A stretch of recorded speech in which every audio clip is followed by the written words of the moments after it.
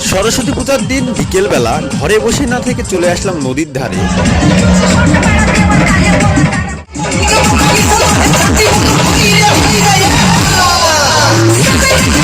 প্রথমেই আমরা চলে আসলাম সনাতনী সঙ্গে। এটা গঙ্গা মন্দিরের সামনে এই পূজা মণ্ডপটা, আর এই পূজা মণ্ডপটা দেখলাম অনেক সুন্দর করে সাজিয়েছে, আর এখানকার পরিবেশটাও সুন্দর। পাশে রয়েছে পদ্মা, আমাদের পদ্মা নদী। এরপরে আমরা গুটি গুটি পায়ে সামনের দিকে চলে আসলাম, আর সামনেই রয়েছে ত্রিদেবী সংঘ।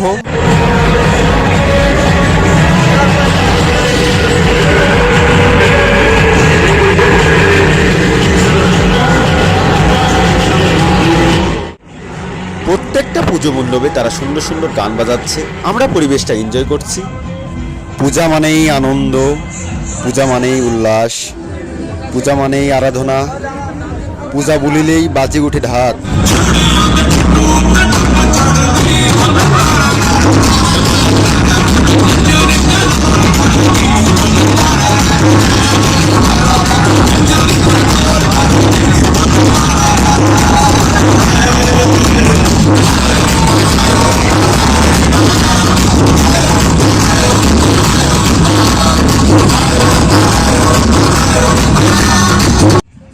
এরপরে আমরা নিচের দিকে নেমে গেলাম, ভাবলাম একটু নদীর ধারে যাই, একটু হাওয়া খেয়ে আসি।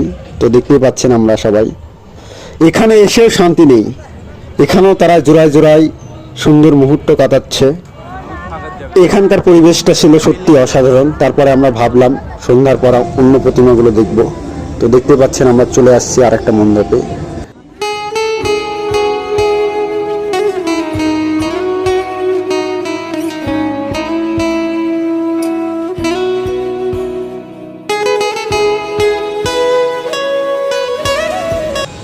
অন্যদিকে সময় দীর্ঘ না করে আমরা চলে আসছি মুন্নুজান স্কুল মাঠে।